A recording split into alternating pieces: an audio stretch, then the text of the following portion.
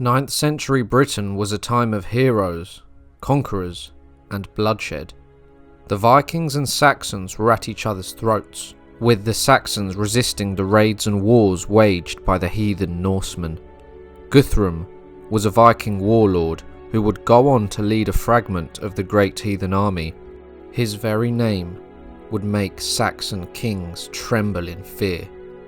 Guthrum would fight alongside the sons of the legendary Ragnar Lothbrok and would be the scourge of Wessex, bringing the kingdom to its knees.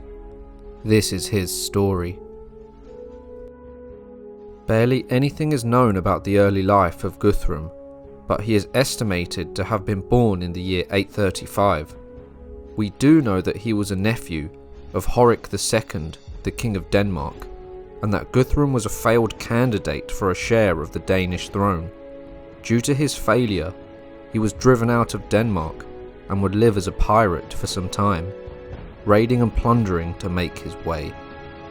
Guthrum was a noble living in exile, and his failures and spite would lead him to gather a large number of ships and attack his uncle in a planned offensive.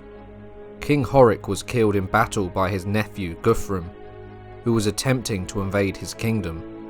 All of his chief men were also put to the sword.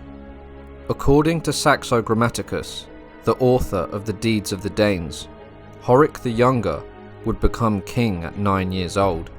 So although Guthrum had tasted the glory of victory in battle, he still wasn't a king. Many Danes had heard great tales of lands to the west, and how the sons of Ragnar had gone to England to avenge the death of their father.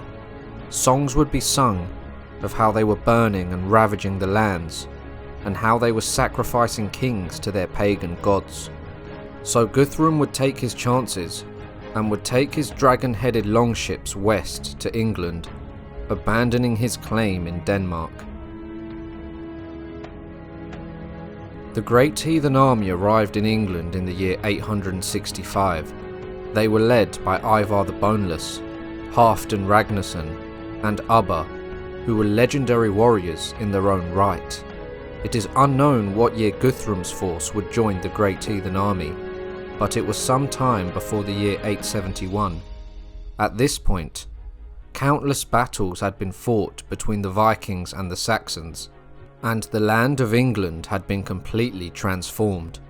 The countryside was regularly set on fire and emptied of all resources, and rivers of blood would stain the soil. The north of the country had fallen to the Vikings, and they were heading south, with Guthrum now becoming one of the army's leaders. In Wessex, King Ethelred had died, and due to the circumstances of the Vikings pressing south, the crown passed to Alfred, the king's brother, instead of his son. Alfred knew how desperate the situation was for Wessex and its people, with all of their efforts being futile, as the Vikings could simply not be beaten.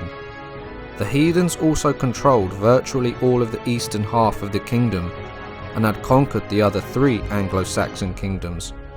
Wessex stood alone as the last kingdom. In a desperate attempt to stop the slaughter, Alfred sued for peace with Halfdan and Guthrum.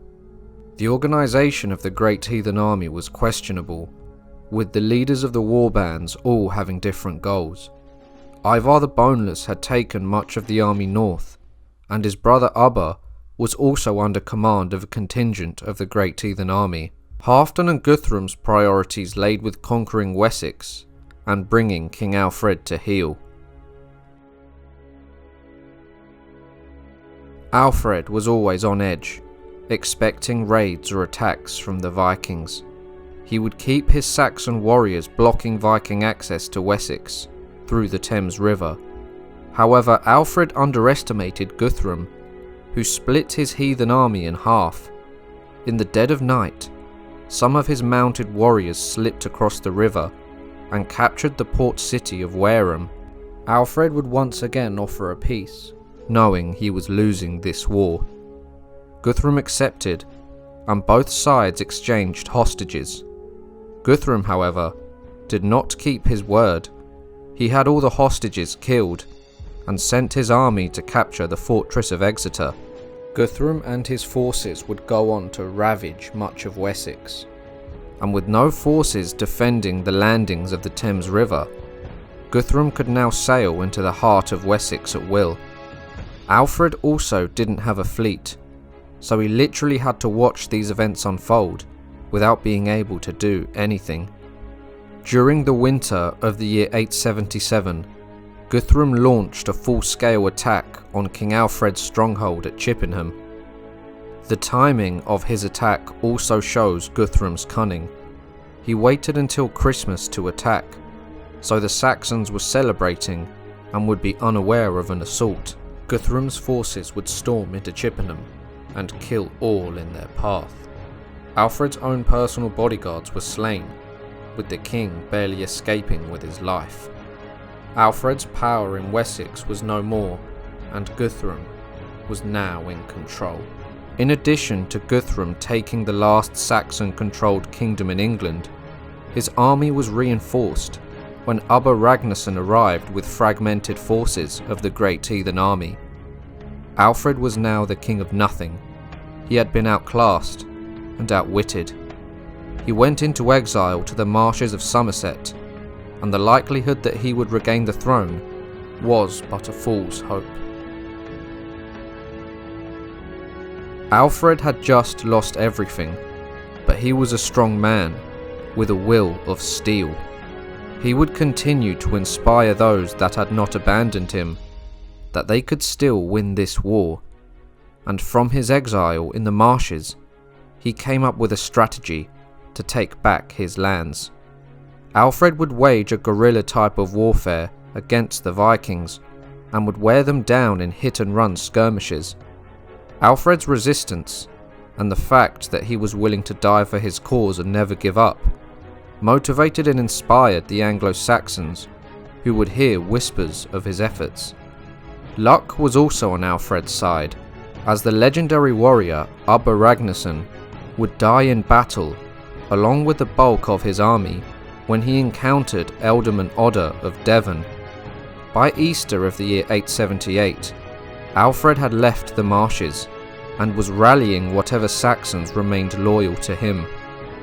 He knew that he had to crush the Great Heathen army with one decisive battle.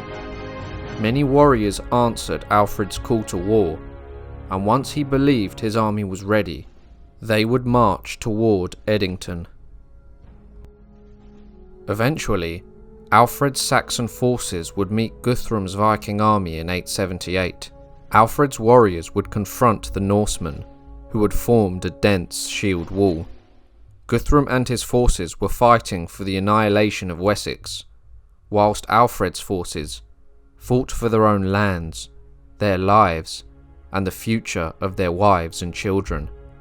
The battle was a shower of blood. The chronicler Asser describes the battle. Alfred overthrew the pagans with a great slaughter, and smiting the fugitives, he pursued them as far as the fortress.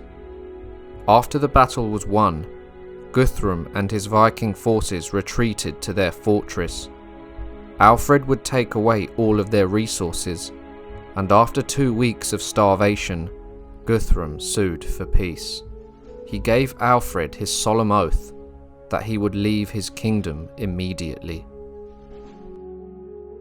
Guthrum would agree to a peace with Alfred, outlined in the Treaty of Wedmore, where Guthrum had to become baptized to endorse the agreement and to allow him to rule legitimately over his Christian vassals.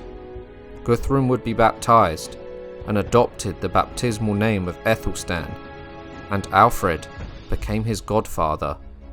The following 12 days, Guthrum and his chiefs stayed with Alfred and were honoured with gifts and with feasting. Guthrum would then return to East Anglia. He would cease to be a threat, and ruled for over a decade as a Christian king. There are coins that have been minted that show his baptismal name of Ethelstan. Guthrum would die in the year 890, around the age of 55. He was the rival of Alfred the Great for a time, and nearly had the whole of Wessex in the palm of his hand. But the two rivals underestimated each other, and through luck or destiny, Alfred managed to take back his lands against all the odds. In the end, the two men developed a friendship through Christ, and Guthrum would live out his kinship in peace, as Alfred advised.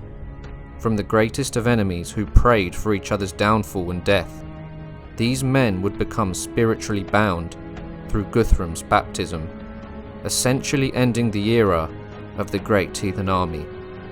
I hope you all enjoyed the video. If you did, make sure to like, subscribe and share, and I'll see you all soon for another History Profile.